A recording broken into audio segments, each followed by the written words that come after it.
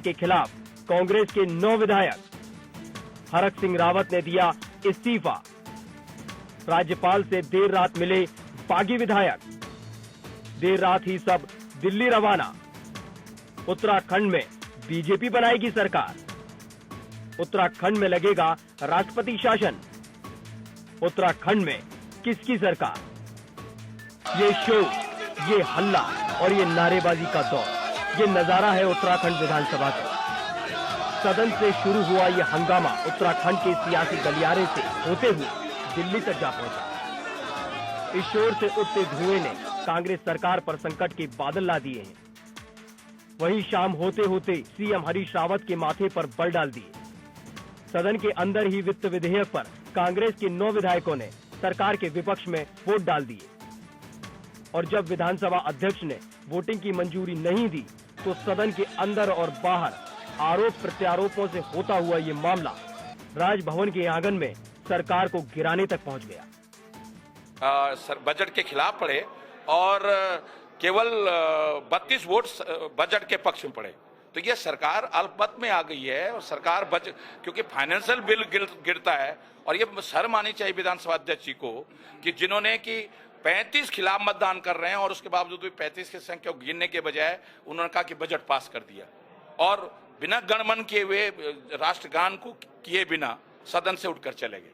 विधानसभा की जो नियमावली है उसी के अनुसार काम किया गया। स्पीकर को ये अधिकार है कि जब मतदान की प्रक्रिया शुरू होती है तो 3 प्रकार से वो मत विभाजन कर सकते हैं।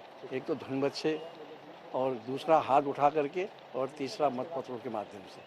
तो सारा हमारा जो बजट पास हुआ था विभागीय, वो ध्वनिमत से पास हुआ। जब विनियोग बिल आया उससे 2 मिनट पहले एक विभाग का बिल पास हुआ, ध्वनिमत से पास हो जाता है और उस समय हमारा बहुमत है कहते हैं लोग, पास करा देते हैं। और विनियोग बिल के समय कहते हैं कि अल्पमत में सरकार थी, तो मैं उसको समझ नहीं पा रहा। जहां एक और सदन के अंदर ये सियासी ड्रामा चल रहा था तो वहीं बाहर राजनीतिक फिजाओं में ये खबर खुलने लगी कि रावत सरकार गिर सकती है। दिल्ली में राजनीति के मोहरे सेट करने के लिए बीजेपी ने बड़े खिलाड़ियों को लगा दिया, जिसमें केंद्रीय मंत्री महेश शर्मा और कैलाश विजयवर्गीय को अहम जिम्मेदारी दी गई। जैसे जैसे सूरज तेज गति से पश्चिम की तरफ बढ़ा, स्थिति साफ होती गई कि कांग्रेस के 9 विधायक बागी हो चुके हैं और उनकी कमान हरक सिंह रावत संभाल रहे हैं। हरक सिंह रावत ने कृषि मंत्री के पद से इस्तीफा भी दे दिया और हरीश रावत सरकार पर जन विरोधी होने का आरोप कर दिया।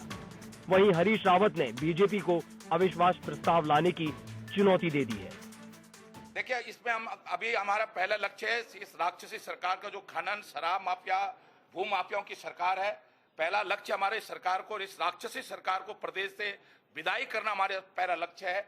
देखिए, हम महामहिम राज्यपाल जी के पास जा रहे हैं।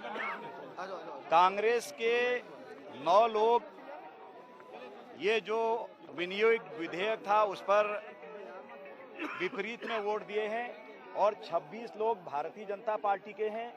3 लोग आज अनुपस्थित थे। इस तरह से पूरा आंकड़ा अगर निकाला जाएगा तो 35 लोग हमारे साथ हैं। पूरा बहुमत है, मेरे ऊपर सदन का पूरा विश्वास है और हाउस सेशन में है। किसी को हमारे बहुमत के विषय में यदि भाजपा को कोई संदेह है तो वो अविश्वास प्रस्ताव लेकर के आए। मैं अविश्वास प्रस्ताव का सामना करने के लिए तैयार हूँ। देर रात बीजेपी के विधायकों के साथ एक बस में सवार होकर सभी 9 कांग्रेसी विधायक विधानसभा की तरफ कूच कर गए।